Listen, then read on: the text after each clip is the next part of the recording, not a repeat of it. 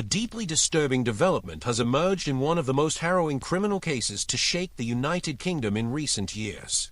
Axel Rudakubana, infamous for the brutal murder of 3 young girls during a dance class in Southport, may soon leave the high-security prison where he is currently serving his sentence, potentially being transferred to a far more comfortable psychiatric facility.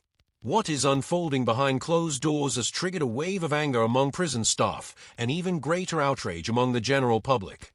Before we continue, be sure to like this video and subscribe to the channel to stay informed on the most impactful stories from across the UK. In what can only be described as a grotesque turn of events, advanced discussions are underway to move Rudakubana from the maximum security HMP Belmarsh to a high-security psychiatric hospital, such as Broadmoor, Ashworth, or Rampton. While these hospitals maintain strict controls, they offer significantly more lenient and humane conditions compared to the prison system, a fact that is causing deep concern among experts and victims' families alike. Rudakubana was convicted for the cold-blooded murder of 3 young girls, Alistista de Silva Agua, 9, Burby King, 6, and Elsie Du Stankham, 7, during what should have been a joyful, themed dance class inspired by Taylor Swift on the 29th of July, 2024. The attack not only claimed the lives of the 3 children, but also left 8 others seriously injured. It was an act of cruelty that horrified the nation and continues to cast a long shadow over the affected communities. Since his conviction, Rudakubana has been held at HMP Belmarsh, one of the UK's toughest and most notorious prisons. However, in recent months he has undergone a series of psychological assessments carried out by therapists, forensic psychiatrists, and NHS clinicians. These evaluations aim to determine whether he suffers from a severe mental illness that would warrant his transfer to a specialized medical facility. Should the experts conclude he meets the clinical criteria, his legal status could shift from prisoner to patient, radically changing the nature of his detention. An insider close to the process has revealed that Rudakubana has already completed an initial formal assessment to evaluate whether he qualifies for secure hospital treatment. High-level deliberations are currently ongoing between judicial authorities, medical professionals, and representatives from the Ministry of Justice. What many within the prison system fear, and state quite bluntly, is that Rudakubana is faking it. According to officers at Belmarsh, there is no credible evidence to support the claim that he is mentally unwell. "He's clever," one source commented. "He knows exactly what to say during assessments. He's playing the system because he understands that life inside a secure hospital is far more comfortable than day-to-day existence at Belmarsh. And it's not just about the physical environment. In a secure psychiatric unit, Rudakubana would be given a private room, more flexible routines, increased access to entertainment such as TV and DVDs, regular family visits, and treatment focused on clinical well-being rather than punitive discipline. In essence, he would move from being punished for his crimes to being cared for as a patient under the NHS. Perhaps most alarming is the cost this would impose on the taxpayer. While it currently costs around £57,000 per year to keep Rudakubana in prison, moving him to a high-security hospital could raise that figure to approximately £325,000 annually.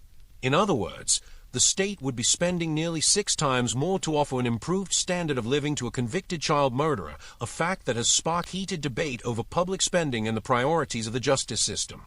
What's more, Rudakubana had previously received mental health treatment from the NHS before committing his crimes.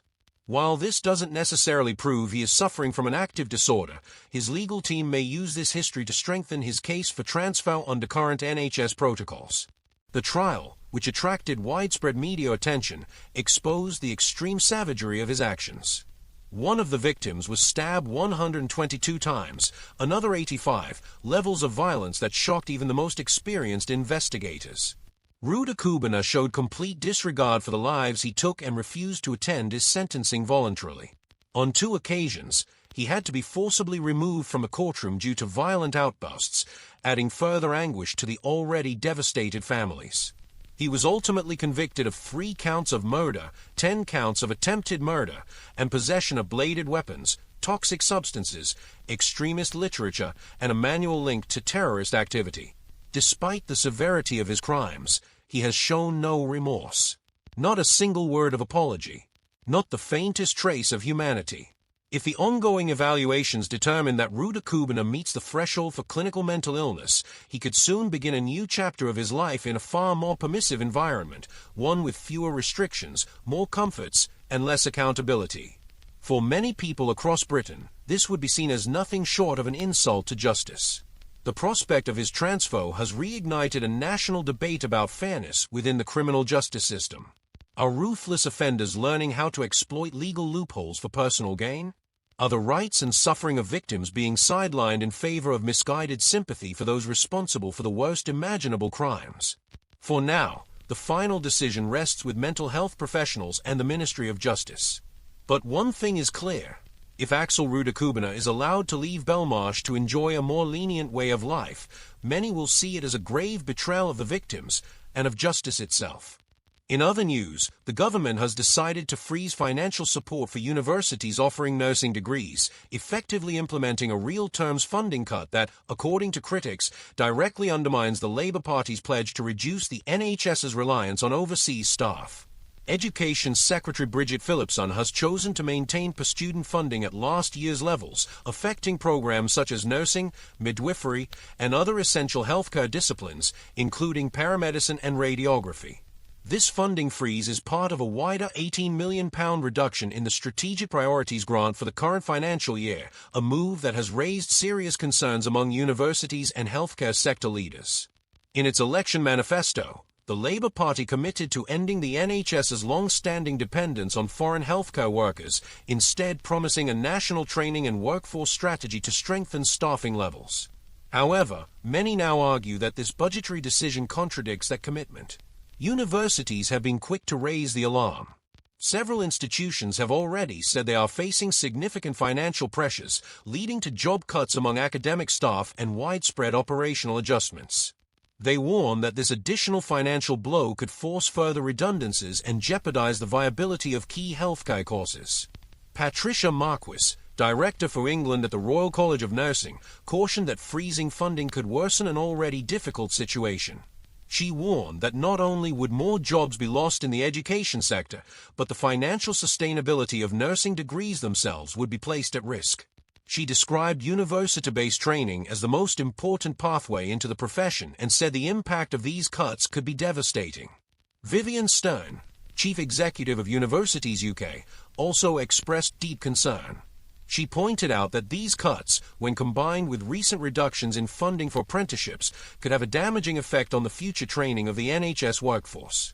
We cannot build a sustainable NHS that's fit for the future without long-term, consistent investment from government, she said. Shadow Education Secretary Laura Trott accused Labour of not taking the issue of immigration seriously. In her view, policy choices like this only deepen the UK's reliance on overseas workers when the real priority should be investing in training British citizens for these vital roles. All of this comes as the Department for Education prepares for significant real-terms cuts in the context of the upcoming spending review to be announced by Chancellor Rachel Reeves this Wednesday. According to early reports, higher education is expected to bear the brunt of the savings. In contrast, sectors such as health and defense are set to receive increased funding allocations, with departmental budgets expected to be locked in for much of the remainder of the decade. Within the education sector, the school's budget is legally protected from cuts. The government's commitment to early years provision also remains, including plans to create 100,000 new nursery places. This leaves universities and technical training programs particularly exposed to funding reductions. A government spokesperson defended the decision, stating that they have prioritized funding for strategically important and high-cost courses such as nursing and midwifery. However, they acknowledged that difficult decisions had to be made due to the financial situation inherited from previous administrations. What do you think about all this? Do you believe these decisions truly support the future of the NHS? Let me know in the comments. And if you'd like to stay up to date with the most important stories from the UK, don't forget to like this video and subscribe to the channel. Thanks for watching. See you in the next one.